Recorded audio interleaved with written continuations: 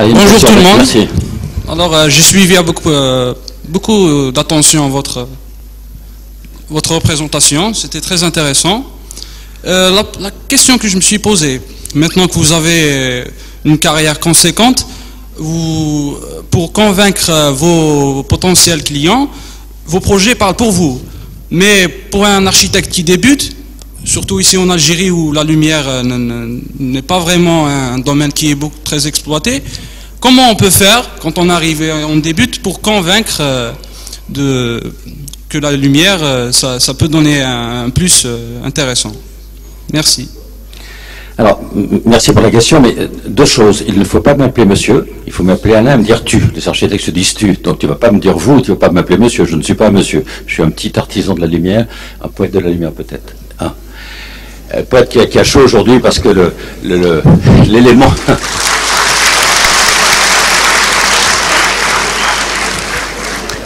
L'élément qui m'est demandé est passionnant, et quand je suis dans une ville chez vous ce matin, Béjaïa avec vous, c'est fabuleux, mais quand il faut circuler la nuit, faire beaucoup de centaines de kilomètres dans des conditions pas toujours évidentes, c'est une difficulté. Ça me permet d'ailleurs de vous dire, puisque c'est aussi un travail d'architecte, recomposer des schémas routiers, autoroutiers pour votre pays. Il y a déjà ces autoroutes qui se construisent, Alger-Constantine c'est fait, Constantine-Annabas va se terminer, Inch'Allah, bientôt. L'amélioration du réseau routier ici, votre ville, Béjaïa, avec Constantine, je vous disais tout l'intérêt que j'y vois, parce que les gens qui vont venir à Constantine, ils ont envie de venir ici, dans votre ville, sur la côte, sur la Méditerranée. Il faut donc leur laisser la possibilité de venir plus vite, avec un peu plus de sécurité. Alors, pour répondre à ta question, oui, c'est pas facile. L'énergie électrique, elle est difficile à trouver, difficile à employer, c'est vrai, dans tous les pays au monde. En revanche, je suis persuadé que maintenant, les opérateurs de l'énergie, EDF en France, Sonelgaz ou d'autres ici en Algérie, ils ont compris deux choses. Que le besoin électrique, il était essentiellement la journée. Les ménages, les industries, les universités, les commerces. À partir de 18h, 19h, on a moins d'appels de lumière, beaucoup moins. Or, vous le savez, l'énergie électrique ne se stocke pas. Ou on la dirige vers d'autres pays pour la vendre, ou on la perd. Donc, tous, c'est votre travail aussi, de messager, d'ambassadeur. Tous les opérateurs énergétiques comprennent le message. Ils n'avaient pas forcément compris qu'il leur appartient de donner à une université, à une ville, à une wilaya, une tarification de l'énergie moins chère pour la nuit. Parce que si l'éclairage public reste toute la nuit, la mise en lumière architecturale, elle ne reste pas toute la nuit. On la coupe à 22h, 23h, minuit, un peu plus tard pour les grands événements culturels ou cultuels de votre ville ici, de votre pays, mais on la coupe. Deux, on emploie maintenant beaucoup de LED. La diode électroluminescente, elle dure 5 fois plus que les lampes classiques, 5 fois plus longue. Et la consommation, c'est 7 fois moins. Additionner les problèmes d'énergie à trouver, moins cher. La mise en lumière rythmée dans le temps, moins de temps, pas toute la nuit. Les éléments d'une durée de vie et d'une consommation moindre, il est possible de trouver des partitions. Lumière compatible avec l'énergie. Et puis, vous avez un pays avec de l'énergie, vous avez un pays merveilleux avec des ressources pour vos générations et puis pour les siècles à venir. Donc, je crois que plus que beaucoup de pays dans le monde qui souffrent au plan économique, qui souffrent plus que vous l'Algérie, vous avez, je crois, une opportunité à créer des projets comme ça. Sachant aussi qu'en période de grandes difficultés, voire de troubles, si on arrête tout, la culture, l'université, les éléments d'architecture, les éléments de lumière, on fait quoi? On serait en or pour un siècle? Non. Il faut continuer à vivre, continuer à espérer. Et cette bougie symbolique, Béjaïa, cette bougie, cette lumière, l'unité de lumière, la bougie c'est candela en latin, unité de mesure de l'intensité lumière, celle qui se mesure au sol c'est lux, Bellux vient de ça. Et cette lumière, je crois qu'on peut trouver des partitions équilibrées, respectueuses d'un cahier des charges et d'une capacité à faire vibrer la ville la nuit sans la mettre en difficulté au plan économique. Je crois que c'est possible. Mais je crois que ce qui a été défini par Bellux, ce partenariat intelligent au service de vos cultures, de vos pays et de vos universités, est un élément d'ouverture du possible. Ce champ du possible qui était difficile de trouver avant devient possible maintenant. Il faut qu'il y ait des échanges entre Bellux et moi. Je reviendrai bien sûr parce que j'ai envie de revenir vous voir et je crois qu'il y a encore de belles années à créer, à développer pour chacun d'entre vous. Autre question? Le micro, je vois un doigt derrière. Monsieur? Personne ne sera oublié, je vous promets. J'essaie de voir moi les doigts, mais il faut que la personne au centre puisse voir les micros qui circulent. Je vous remercie, je me présente, c'est Madame Maz, enseignante au département d'architecture. Donc, par rapport au thème de la conférence, c'est « Imaginer demain pour mieux vivre la ville ». Donc, pour moi, par rapport à cette thématique, j'essaierai plutôt de m'accentuer sur le concept de la ville. Donc, mon souci, c'est de savoir, pour vous, en tant que spécialiste, comment est-ce que vous intégrez, au niveau de l'élaboration des plans d'urbanisme, le concept de lumière. Quand je dis lumière, par rapport à nous, il y a une ambiguïté. Pour nous, qui dit lumière, dit éclairage extérieur. Donc j'aimerais bien avoir des éclaircissements sur ça. Je vous remercie. Alors, ces éléments, ces enfants qui sont là, dont j'ai parlé tout à l'heure, imaginez la ville, imaginez notre ville, votre ville pour demain. Ça induit que, professeur d'architecture, élève, étudiant, c'est une réflexion à plusieurs. La valeur de cet engagement ne mérite une attention que si nous sommes ensemble dans les cadre d'équipe pluridisciplinaire. C'est à plusieurs qu'on peut y arriver. Seul, on n'y arrivera pas. Deux, pour la mise en lumière architecture à l'extérieur, ça induit de pouvoir balayer toutes les pistes des possibilités, des impossibilités, un cahier des charges, les interdits, les contraintes, y compris économiques, les contraintes du site. Et essayer de trouver ensemble, dans une équipe, l'homme et la femme, quel que soit son talent, est difficilement confronté à un sujet de cette importance avec des réponses incomplètes. À plusieurs. C'est possible. Je crois d'ailleurs que cela me permet de vous donner un symbole. Votre métier, notre métier d'architecte est un métier un peu de chef d'orchestre, de fédérateur. Vous êtes en capacité de pouvoir faire intervenir au bon moment ceux qui, dans des domaines techniques, auront capacité à interpréter un lot technique, un lot de génie civil, un lot d'électricité, un lot de fluide. C'est ça aussi l'intérêt. Un chef d'orchestre ne va pas jouer de tous les instruments en même temps. Il ne peut pas. Mais il peut donner le tempo, il peut donner l'élément, il peut coordonner, il peut fédérer. C'est ça aussi, je crois, le bonheur. Parce que la lumière a aussi cette capacité magique qui permet de révéler et de réveiller. Révéler et réveiller, sortir de l'ombre et sortir de l'indifférence. C'est ça aussi un des éléments forts. Donc la réponse n'est pas complète, mais il faut travailler sur ce type de réponse, Madame la professeure, mais ça vaut la peine de se mettre autour d'une table de travail, et ce que vous faites ici me permet de vous dire que c'est non seulement de bon augure, mais que vous êtes en train de réussir ce pari. Interpréter avec aussi le partenariat que Belux souhaite vous proposer, de façon à ce que vous puissiez imaginer un peu plus d'éléments pour demain. Et je crois que tout à l'heure qu'ils auront une idée à vous soumettre, une idée d'un concours qui vous est destiné, qui me paraît extraordinairement intéressant. Bonjour monsieur, je m'appelle monsieur Zakad. Je suis urbaniste et romancier ainsi que poète. J'écris une quinzaine de romans qui ont paru en France et en Algérie, et même des livres sur Béjaïa que personne ne lit en Algérie. Donnez le titre.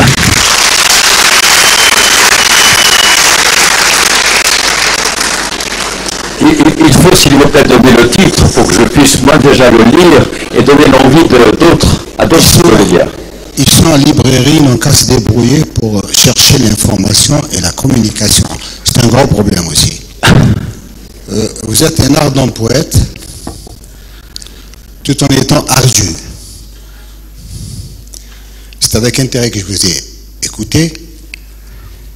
Je crois que nous nous comprenons, nous jouons sur le même terrain culturel, éclairé par le soleil, enrichi par ses photons. J'ai appris beaucoup avec vous. Vous m'avez convaincu. Parce que j'étais déjà convaincu, parce que, puisque nous vivons avec la lumière. Sinon, en plus de la clarté, nos neurotransmetteurs ne fonctionneraient pas bien, surtout les débuts de printemps, où on se sent heureux grâce à cela. Et vous savez.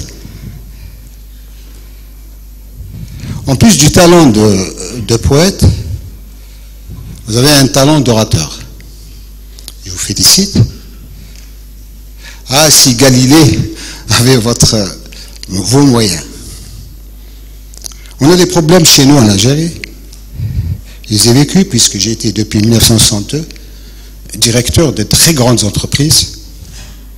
Je travaillais avec Oscar Niemeyer, Ricardo Bofill, 15 Otang, et bien d'autres grands bureaux d'études dans Spirplan, etc.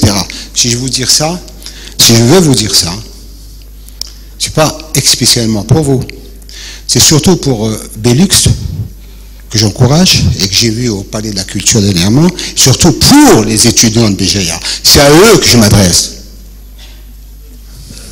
Je suis de BGA. Mon premier projet, je l'ai fait en 1958 à Tours. J'étais enseignant à l'université. J'ai dirigé des bureaux d'études de 300 à 400 architectes. Donc, quelqu'un que connaît Belux, c'est M. Gerouj, entre autres. Ou bien quelqu'un que vous allez rencontrer demain à Sétif et qui a travaillé sur la lumière, je vous le dis, c'est Mme Bouadjadj, sur la lumière et l'architecture. On en a parlé il y a 15 ans à Gardaïa. Si je vous dis ça, c'est pas pour me vanter, j'ai 75 ans, mon nombril, il est raboté. Non. Pas vraiment. C'est pour expliquer aux étudiants qu'ils ont des anciens. J'habite Béjaïa. J'ai connu tous ces grands hommes. Mes professeurs étaient Jean de Maisonseul. J'ai connu Albert Camus. Et je suis inconnu dans ma ville. On a des problèmes en Algérie qui relèvent de 3 points. Du fait de la vitesse du temps, du fait des pressions démographiques que nous avons et des réponses que nous donnons. Ça a un rapport avec la lumière. Nous avons un manque de savoir dans le construire et dans la réalisation. Le construire, j'ai dit études et réalisation, parce que dans les études, on ne prend jamais cette question de lumière, et c'est justifié, c'est normal, on pourra en parler, ou on pourra s'écrire à ce sujet. On a un autre problème, si en plus du construire, il y a le problème des capacités de gestion. Je vais finir bientôt. Et un troisième problème, c'est le savoir dans l'entretien. Et dans votre domaine de l'électricité, il y a un problème d'entretien, joue énormément. Nous avons tous, les Algériens, responsables comme population, nous avons conscience de ce manque de savoir-faire. Nous avons conscience que nous gérons mal, nous construisons mal et nous entretenons mal. Les walis, les responsables, les sociétés, nous en avons conscience. En plus, il y a ces problèmes de lumière qui rentrent dans le cadre de l'embellissement général, et particulièrement, par exemple, dans le patrimoine. Je finis avec cette question seulement. Embellir, pourquoi? Lorsque les musées sont vides, je le fais de visu. Lorsque notre patrimoine, on ne s'y intéresse pas. Et lorsqu'à 18 h, nos villes sont totalement vides.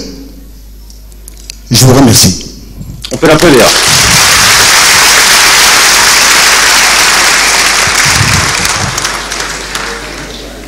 On peut applaudir ce monsieur urbaniste, poète, écrivain.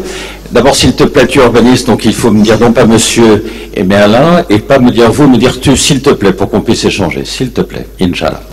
Et alors dire, moi je l'ai dit tout à l'heure, je veux le redire avec beaucoup de bonheur, ce livre est destiné à votre université, à votre bibliothèque, et nous allons ensemble, avec Belux, faire l'acquisition de tes livres pour les offrir à la bibliothèque ici, pour que vous, étudiants, vous puissiez le lire et le comprendre. Parce qu'un urbaniste poète qui a rencontré un Oscar Niemeyer en Ricardo Bofill ne peut être qu'un homme intéressant. L'âge n'est pas une limite, bien au contraire, c'est la maturité. Il y a du talent à 18 ans, 16 ans, 17 ans, 18 ans, vos âges, nos âges. Il le tient, avec beaucoup de respect. Ricardo Bofill avait un certain âge, il a toujours. Oscar Niemeyer avait 104 ans, il était toujours créatif, jour après jour, nuit après nuit, il ne s'arrêtait jamais. Donc je lirai moi aussi ton livre avec plaisir. Plus qu'une question, tu as fait une véritable profession de foi, donc difficile à répondre parce qu'on va y passer la journée, mais ça signifie qu'il y aura forcément un échange que nous allons conserver, les mails sont là aussi, et le fait de pouvoir revenir chez vous dans votre ville me permettra de te revoir. Je pense qu'il y a des éléments intéressants d'échange et de poursuite de ce type de questions. Tu fais bien de poser des questions. C'est ta maturité, c'est ton expertise, ton expérience. Comme il m'appartient, moi, de le faire avec 37 ans d'expertise et quelquefois de souffrance, de difficultés physiques, métaphysiques, c'est dur de vivre à la vitesse de la lumière. Les neurones, les électrons, ils n'aiment pas forcément dans le corps humain vivre à cette vitesse-là. C'est quelquefois difficile, mais passionnant. Tu as cette passion, et cette passion, il faut savoir l'écouter, parce qu'elle est la mémoire vivante d'un pays, ton pays, l'Algérie, la mémoire vivante de Béjaïa. Et je crois que non seulement c'est respectable, mais c'est enrichissant. Moi, je pense qu'il fallait que tu sois aussi un consultant, un conseiller de cette très belle école, de cette très belle université, pour que tu viennes apporter, avec ta passion, et ce que tu sais dire, et ce que tu sais faire, la possibilité qu'on puisse prendre des mots pour en faire une poésie. Quelques éléments de réponse. Tu as parlé de lumière naturelle et tu as parlé des difficultés quelquefois à 18h, il n'y a plus personne. C'est vrai. Il n'y a plus personne parce qu'il n'y a pas suffisamment d'activité. Il n'y a personne à Constantine à 18h. Il y aura, je l'espère, Inch'Allah, à partir de la belle aventure de ce rendez-vous mondial en 2015, capitale culturelle du monde arabe, il le faut. Mais vos villes aussi, mais vos villes ici, en été, à partir de 18h, vivre, on peut se baigner, vous savez, la Méditerranée, une belle plage, et le soir, les gens sortent, heureusement. Peut-être pas assez, peut-être parce que justement, il leur manque un environnement qui leur permet de se sentir bien. Donc ils rentrent chez eux, ils restent devant un écran de télévision. C'est beau la télévision, mais ça ne suffit pas.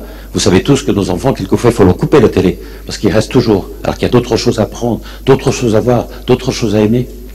Je reviens à cette notion de partition, parce que tu l'évoques en tant que poète, en tant qu'écrivain. La partition lumière, c'est une partition musicale. Vous le savez tous, vous qui aimez la musique, vous êtes pour beaucoup d'entre vous, garçons et filles, amoureux de musique, j'en suis convaincu. Quand on a une partition musicale, il faut nécessairement des notes de respiration, des notes de silence, pour que la partition soit symphonique, que la partition soit harmonieuse, sinon elle serait cacophonique. Il en est rigoureusement de même dans les partitions d'architecture de jour et dans les partitions d'architecture lumière la nuit, parce que pour la nuit, pour la lumière, il faut des notes de respiration, des notes de silence, des notes d'ombre. Sinon, une ville complètement sous les feux des projecteurs serait autant condamnée qu'une ville complètement dans l'ombre. Donc il appartient de trouver une composition multiple avec des touches, des paysages, des tableaux qui viennent composer une mosaïque belle, respectueuse, qui recompose cette mosaïque qui a été créée depuis des années, depuis des dizaines d'années, depuis des siècles, depuis des millénaires par l'homme, pour l'homme. C'est ça aussi, je crois, la possibilité d'utiliser ce produit lumière, qui ne vient plus un produit technique. Et qu'il me soit possible de vous dire, et le poète et écrivain va sûrement l'utiliser, tu peux le faire, il faut le faire. La lumière du soleil, c'est la meilleure. Le monsieur au-dessus, celui que vous connaissez, celui que nous aimons, que nous respectons, cet enseignement de spiritualité et de lumière divine que nous recevons dans les mosquées, dans le Coran, j'ai un Coran en français que je lis avec beaucoup de bonheur. Cette lumière de spiritualité, nous essayons de la proposer la nuit. Mais cette lumière n'aurait de valeur que si nous sommes en capacité d'être toujours dans le respect. C'est ça aussi qu'il faut savoir faire. Et pourquoi parle-t-on de lumière artificielle? J'ai moi-même employé le terme tout à l'heure. Je me corrige. Écoutez-moi, la lumière naturelle, elle est belle, irremplaçable. Tous les architectes, vous, demain, vous allez la mettre en avant, cette lumière. Les rayons incidents du soleil pour vos architectures, vos créations. Pourquoi parle-t-on de lumière artificielle la nuit? Moi, je vous propose aujourd'hui un autre vocable. La lumière, c'est le soleil de la nuit. Retenez, le soleil de la nuit, pour vous, pour Béjaïa, pour l'Algérie.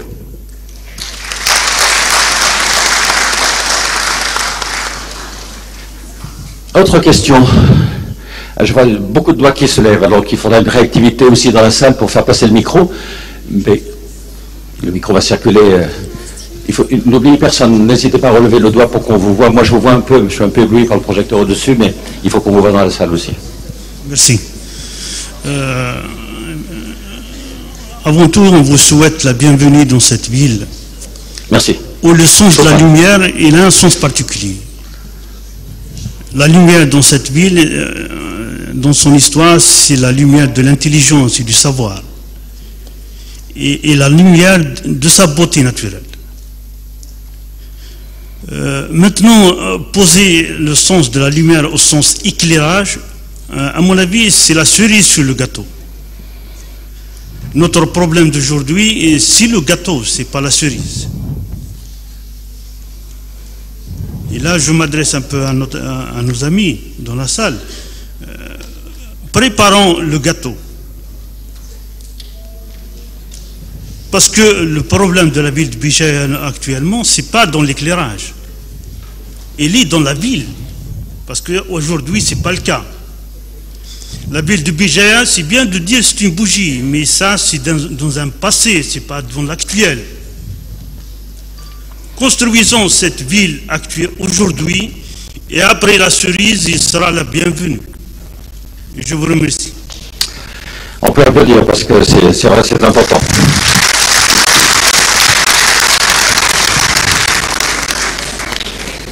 Bien évidemment, on n'aura jamais de geste de lumière avant d'avoir fait l'essentiel, avant d'avoir consolidé, avant d'avoir construit, avant d'avoir redonné une vitalité au patrimoine, à la beauté d'une ville.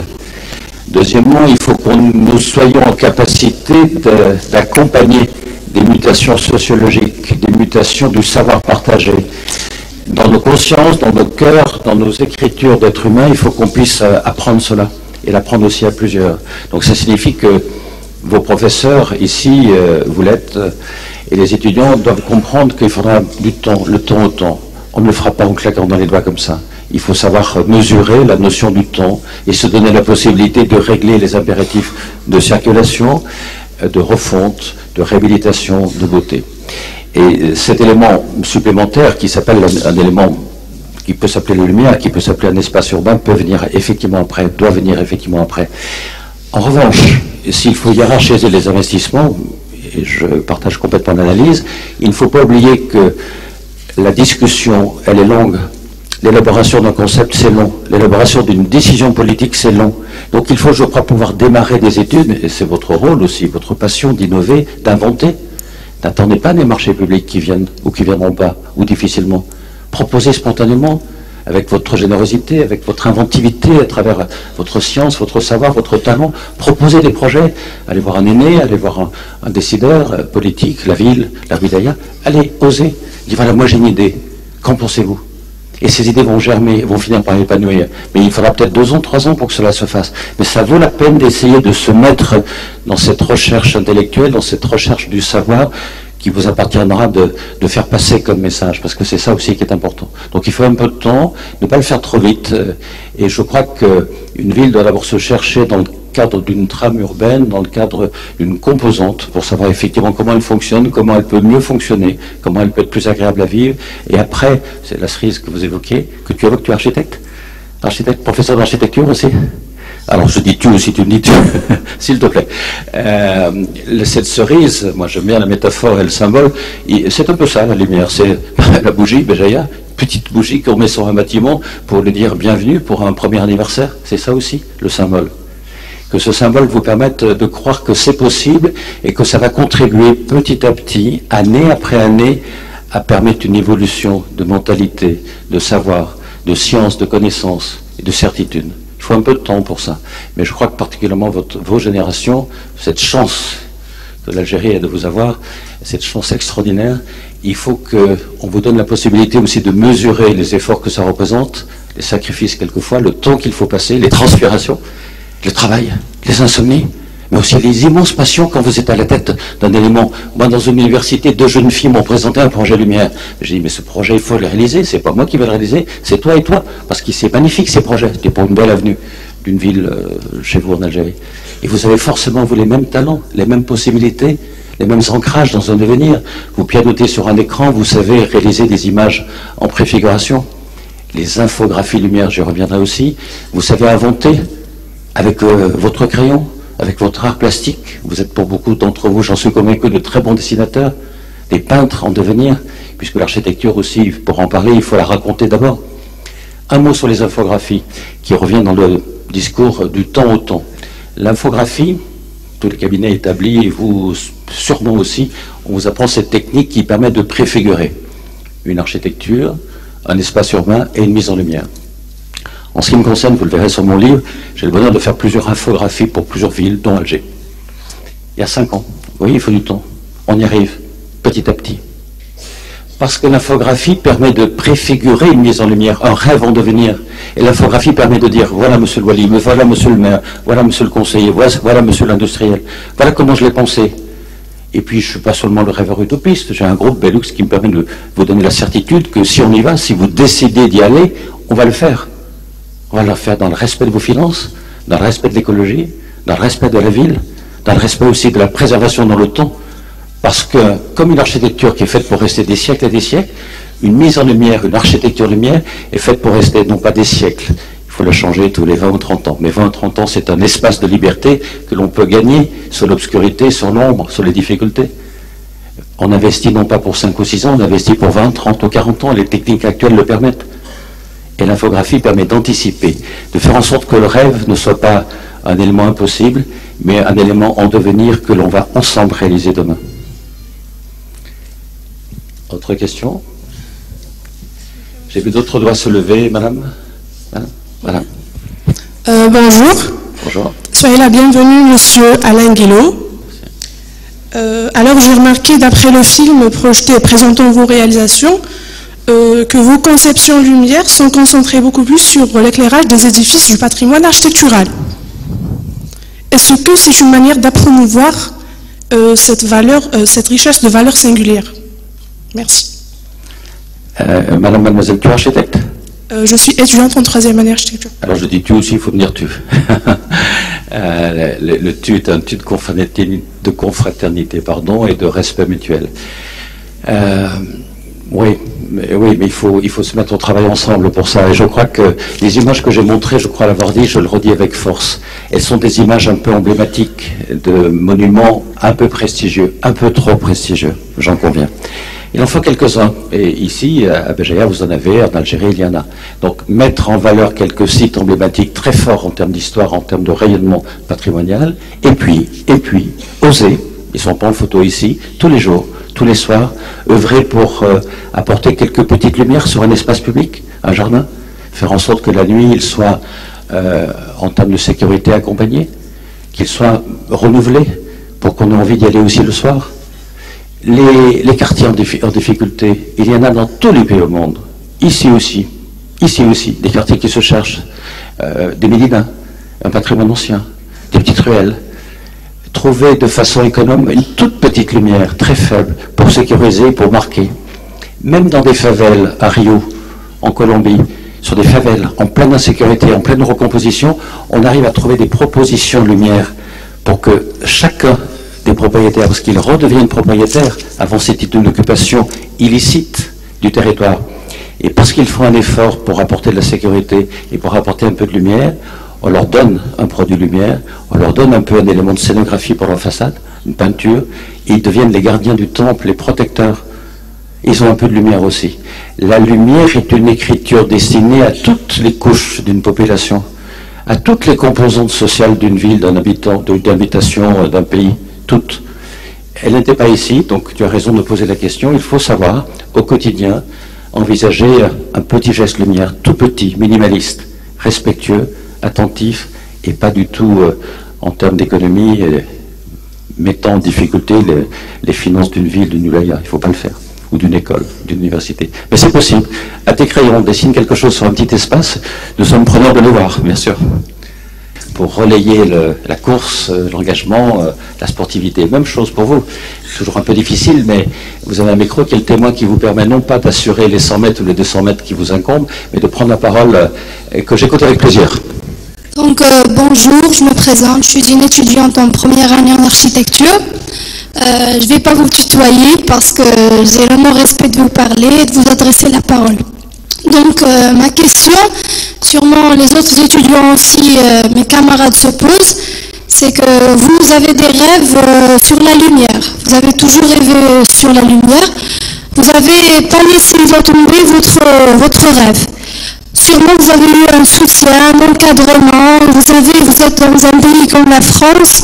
Il y a des moyens, il y a des soutiens.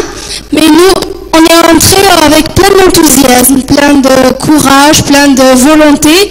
On a plein de volonté vers le design, par exemple, l'aménagement des espaces, la lumière, pourquoi pas. Mais il n'y a pas d'encadrement chez nous. Il n'y a pas de... Il n'y a pas quelqu'un qui va vous soutenir, qui va vous dire vas-y, suis ton rêve, tu vas y arriver.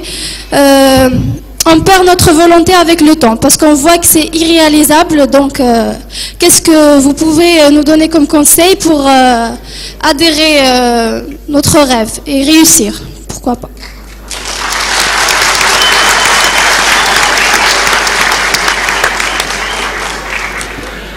Alors, tu m'autorises à te dire tu, si tu veux pas me dire tu m'autorises à te dire tu. C'est le respect aussi d'un enseignant ou d'un ancien par rapport à un talent d'une première année. Alors, tu as raison, c'est pas très facile, mais sache qu'en France, d'abord je suis très peu en France, je suis toujours dans les avions, beaucoup plus souvent depuis quelques temps en Algérie. Mon pays à moi c'est la lumière, c'est un avion en lumière, donc je suis plus du tout en France. Et peut-être heureusement parce que la France ça marche pas très fort actuellement et l'Europe marche très mal actuellement. Des difficultés peut-être beaucoup plus importantes encore qu'ici. En revanche, ce qui est vrai, c'est que l'Europe et la France, qui m'a permis de me constituer professionnellement, a pu démarrer il y a 37 ans, il y a 30 ans, il y a 20 ans, une expertise, une recherche, avec un engagement des politiques qui ont dit on croit, enfin, ça fait longtemps pour qu'ils puissent y croire, et on accompagne mes confrères, mes consoeurs, j'en ai, et heureusement d'autres industriels aussi, pour leur dire, cette fois on vous écoute, on vous a compris, et on ne va pas vous laisser parce qu'on a besoin de ce que vous faites. Alors ici, à Béjaïa, ici en Algérie, ça a mis peut-être un peu plus de temps. 37 ans à l'échelle du temps, quand on écrit à Larousse un dictionnaire sur la vie d'un pays, 37 ans c'est rien, ça dure 2 mots dans une phrase. Dans mon dos, 37 ans ça fait mal parce que c'est beaucoup, un peu trop quelquefois. Mais n'aie pas peur, c'est ce qui est arrivé dans d'autres pays, beaucoup d'autres pays est en train d'émerger en Algérie. C'est le moment. C'est le bon moment. Il ne faut pas baisser les bras, il ne faut pas avoir peur. Il faut que tu sois reconnu et applaudi dans ce que tu dis parce que tu as raison. Mais c'est parce que justement c'est en devenir, parce que c'est encore fragile, parce que c'est encore difficile qu'il faut le faire. Et votre talent, votre engagement, votre enthousiasme, il ne faut pas le mettre dans la poche. Il ne faut pas le dire, on ne va pas y arriver. Si, vous allez y arriver. Vous allez y arriver parce que vous le méritez, parce que vous avez cette capacité, cette intelligence, ce cœur qui pulse et qui impulse. Je le sais, je le sens. Donc, garde confiance, gardez confiance. Demain, ce sera une très belle année pour vous, j'en suis convaincu.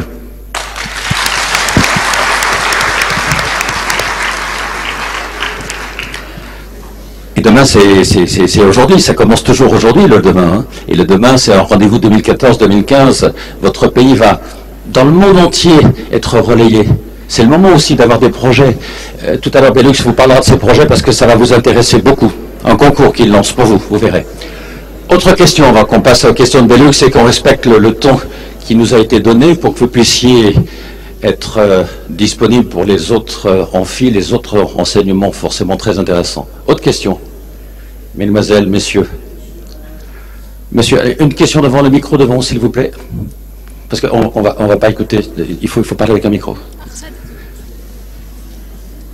On va prendre encore une ou deux questions pour rester dans le temps qui nous a été donné, pour le respecter là aussi totalement. Je n'oublie pas de vous donner les 2 films juste à la fin pour que vous puissiez les voir avant de partir. Et qu'on puisse rester en contact. N'hésitez pas à demander n'hésitez pas à demander le site du livre à Julien qui vous le donnera pour qu'on puisse échanger avec chacun d'entre vous si vous le souhaitez.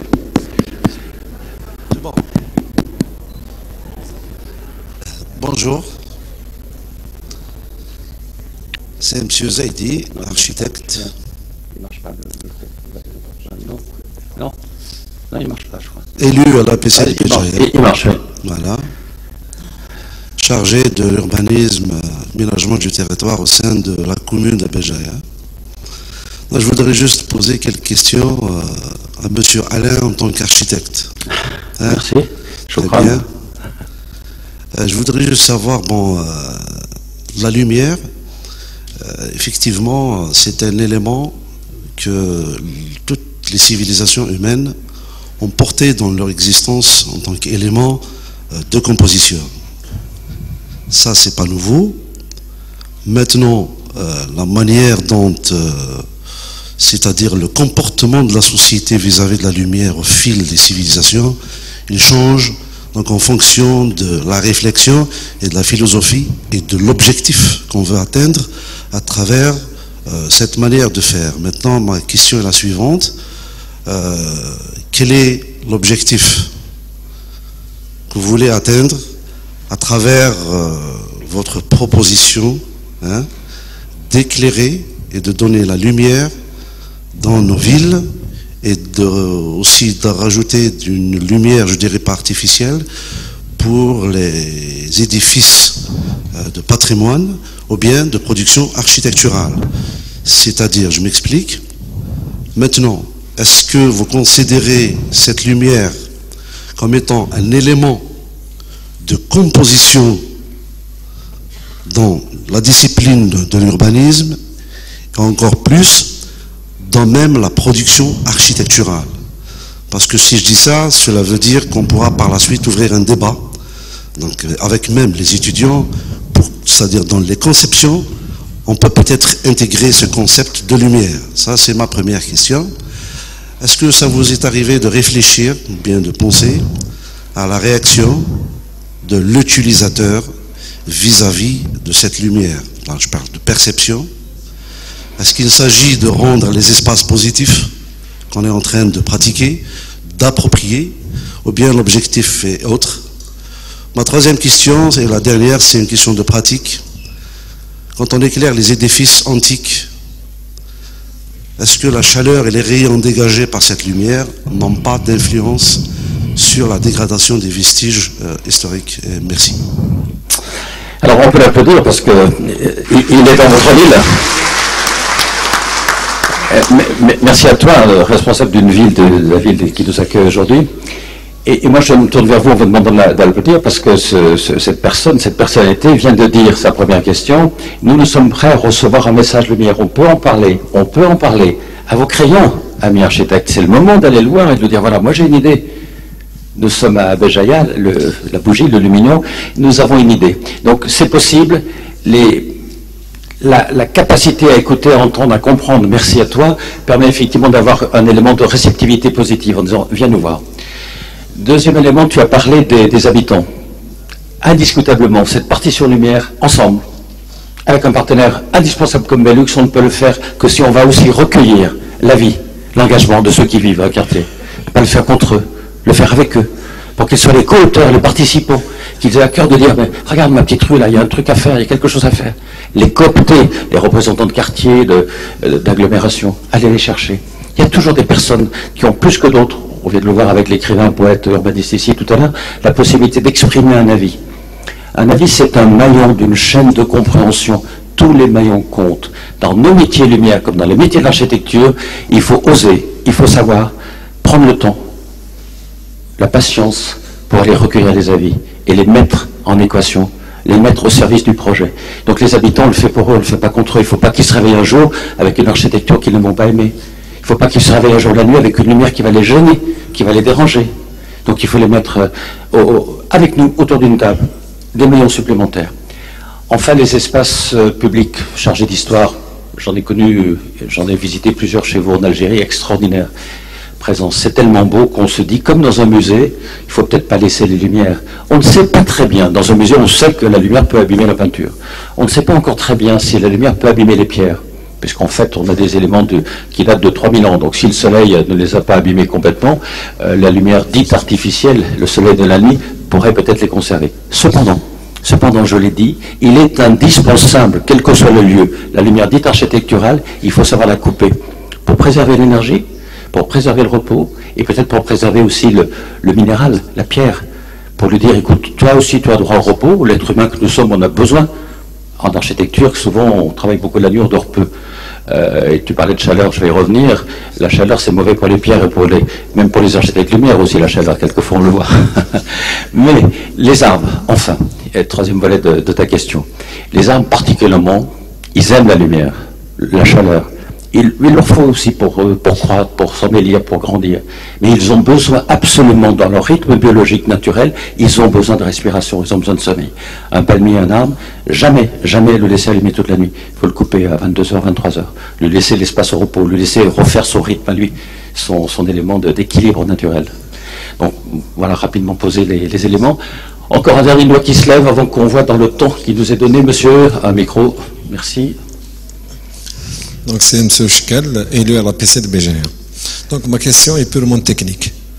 Donc concernant, si on parle d'aspect de conception architecturale en mettant en valeur la lumière, en matière de technologie, est-ce qu'il y a un suivi technologique? Parce que si on parle de source de lumière, il faut transporter l'énergie.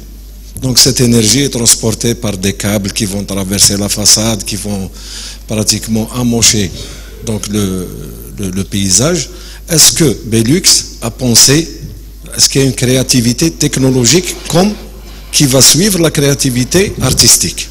Donc Belux, est-ce qu'il a pensé à faire des sources de lumière qui ne dépendent pas de transport d'énergie, il y a une autonomie, je ne sais pas, d'éclairage public par exemple, en panneaux photovoltaïques, on n'a pas vu ça. On n'a vu que des luminaires traditionnels, c'est les formes qui changent et c'est le design.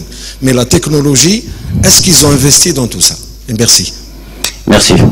Alors, si Abdelkader me permet, je vais répondre pour lui. Ces ingénieurs peuvent répondre beaucoup mieux que moi, mais pour voir leur amorce de technologie, c'est intéressant. Je vous invite d'ailleurs, si vous venez à Oran un jour, allez les voir, c'est leur siège. Ils se sont déjà installés dans d'autres belles villes en Algérie, pas encore ici à Béjaïa, pas encore, bientôt. Et à Oran, ils ont des hectares et des hectares de production et une grande salle de démonstration. On dirait une mosquée. La fille d'Abdelkader Belhouri est architecte d'État. Elle est venue passer un diplôme de lumière dans l'université que je vais vous montrer en film. Elle est architecte, elle a maintenant ce diplôme aussi de lumière. C'est elle qui a fait les travaux pour son papa, son président de papa. Et dans cette salle qui est grande, un peu comme ici, peut-être un peu plus grande, je suis déjà intervenu plusieurs fois, ils ont mis des tapis. Savez-vous ce que j'ai fait dans cette salle? C'était pour moi une mosquée. J'ai enlevé mes chaussures avant de parler. En rentrant chez eux, je vous invite à y aller parce que c'est une salle de savoir et du partage. Et chez eux, pour répondre à la question, ils ont capacité à écouter, à entendre, à emmagasiner, à intégrer tous ces éléments de progression pour demain. La technologie, celle dont je parle, je suis là pour la transférer, pour vous aider à l'intégrer. Mes 37 ans de parcours de beauté, de joie et quelquefois de difficulté et de souffrance. J'ai envie de vous faire oublier la souffrance, la difficulté. Vous parlez de bonheur, de plaisir, vous donnez tout ça. Belux, même chose. Ils ont envie de vous dire, on va demain mettre des panneaux solaires. On va les intégrer de façon à ce que ce ne soit pas un élément rajouté sur le lampadaire, ce serait vilain, mais un élément intégré, que ce soit un élément du design. À vos crayons. Il y a sûrement des idées géniales à créer qui seront demain démultipliées, fabriquées à des milliers d'exemplaires. C'est ça aussi la technologie qui s'échange, qui se partage et qui devient possible. Enfin, vous dire par rapport aux lignes électriques, et tu as raison, les lignes électriques, c'est difficile, c'est vilain, c'est disgracieux, ça abîme les bâtiments. Il en faut encore quelques lignes électriques. En revanche, avec les diodes justement, on a de moins en moins besoin de lignes supplémentaires parce que on interpelle, au sens premier du terme, vocabulaire que j'évoquais, la langue lumière que j'évoquais, grâce au LED, on interpelle cela grâce à un courant porteur. On n'a pas besoin de remettre d'autres lignes. Grâce au courant porteur qui passe à proximité, on envoie l'information et on peut les diriger, on peut les encoder, on peut les faire vivre, leur donner la vie. Donc on a des techniques qui progressent. Impossible à envisager il y a 20 ans, impossible à envisager il y a 10 ans, maintenant oui. Donc ça vaut la peine, c'est maintenant que le champ du possible s'ouvre. Ça me permet aussi de vous donner, juste avant qu'on voit les films, parce que je vois que le temps passe, vous donner un élément de, non pas de dialectique ou d'approche sémantique facile, mais tout simplement une vérité.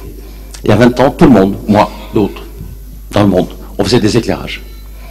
L'éclairage, c'était quoi? Un gros projecteur, vilain, énorme, qui projetait de la lumière sur le bâtiment, qui aplatissait les formes, la beauté, les modernatures, les volumes, les ombres, la sensualité, l'histoire, la tendresse, la vérité. On aplatissait tout. Puis la lumière du projecteur, elle passait dans le ciel. Pauvre ciel, il n'a pas besoin de ça. Puis elle venait dans nos yeux, d'utilisateurs, automobilistes, piétons, télébolistes vilains. Les techniques maintenant, depuis une dizaine d'années, ce sont des techniques de mise en lumière. Une lumière sous le bâtiment, dans des fosses, sur les corniches, dans l'architecture, dans les modernatures, pour que la lumière ne se voit pas de jour, ou presque pas, qu'elle soit économe, respectueuse et qu'elle exprime justement la beauté, sans les câbles. Puisqu'avec les diodes, on n'a pas besoin de ces câbles-là. Des alimentations électriques, oui, mais pour toute l'animation qui donne la vie à ce produit lumière, les diodes électroluminescents, courant porteur, pas une ligne supplémentaire. On peut progresser, on va progresser. Je crois que le temps s'est écoulé, je vais vous passer les films si Julien est là. Julien est là, c'est bon. De façon, vous pouvez les commenter rapidement. Après les films, puisqu'ils sont musicalisés, je vous expliquerai rapidement les deux éléments, pour vous laisser avoir tout ce que votre imagination, tout ce que votre talent est en capacité de produire pour vos villes, pour demain, pour l'Algérie.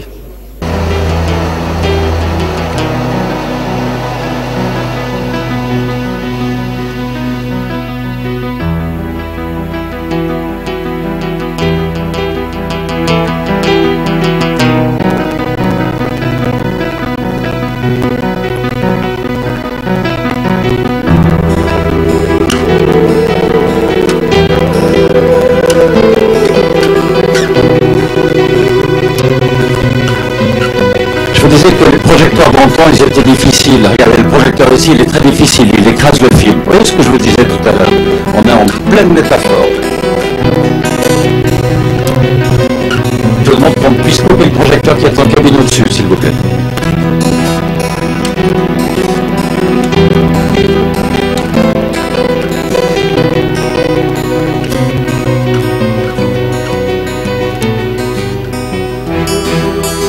شكرا.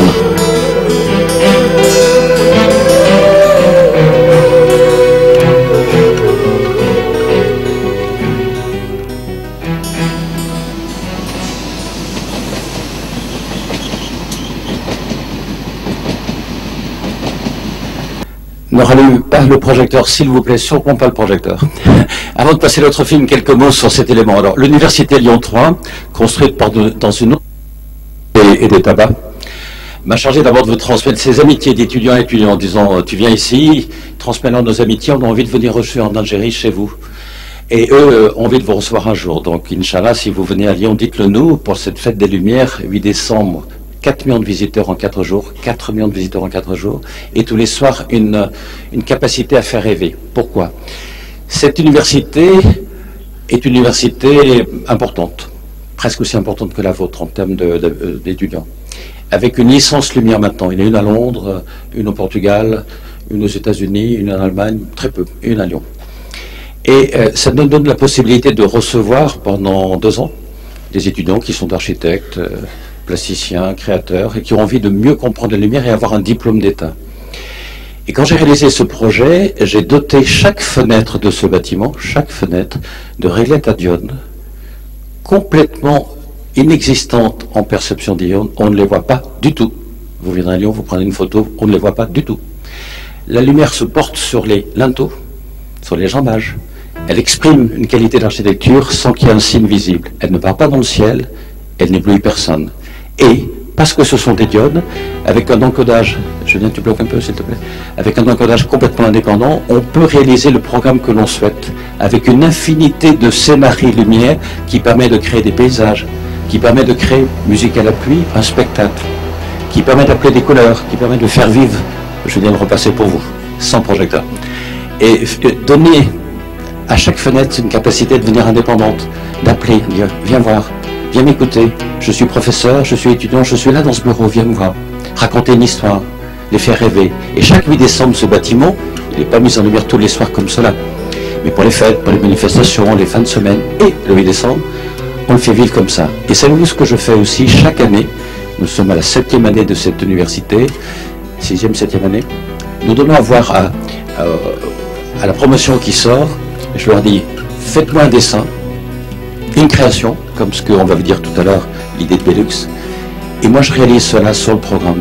Ça signifie que le groupe d'étudiants qui sort, ils reviennent après dans l'année, même s'ils sont au bout de la France, au bout du monde, dans leur travail, pour dire, regarde, à leur papa, à leur maman, à leurs frères et sœurs, à leurs petites amies, viens voir, c'est moi qui ai fait ce programme.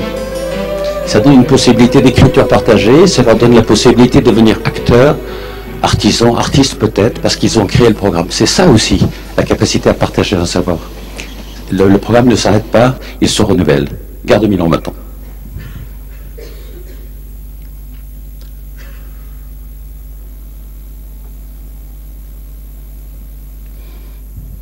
J'apporterai quelques commentaires juste après le film qui court aussi. La musique est là devant la gare de Milan tous les soirs aussi.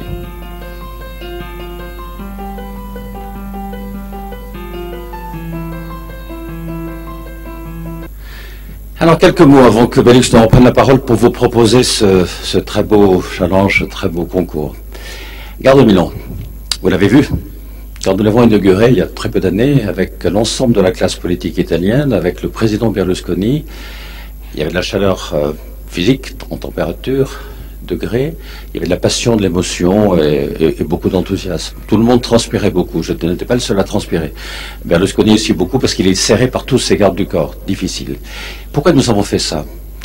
Madame le maire de Milan, c'était une femme à l'époque, la municipalité a changé, mais c'était une femme, et son premier adjoint avait décidé de lancer un concours qu'ils avaient appelé curieusement, un clin d'œil, LED, concours LED, Lighting Exhibition Design.